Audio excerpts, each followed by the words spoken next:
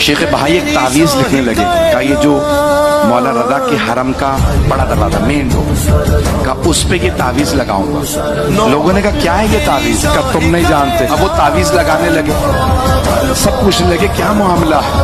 کہا ایسا تعویذ میں نے بنایا ہے کہ کوئی گنہگار دروازے سے اندر آ ہی نہیں سکے گا۔ لوگ ائمہ پہ تعجب کرتے ہیں، ان کے خادم ایسے ہوتے ہیں۔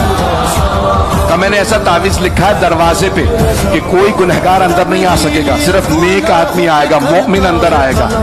خود ہی سفر میں گئے ہوئے تھے، واپس آئے، کہا وہ تعویذ اتار دو۔ کہا تعویذ اتار دو۔ کہا کیوں؟ آپ نے اتنی محنتوں سے لکھوایا تھا۔ کہا میں نے خواب میں مولا رضا کو دیکھا۔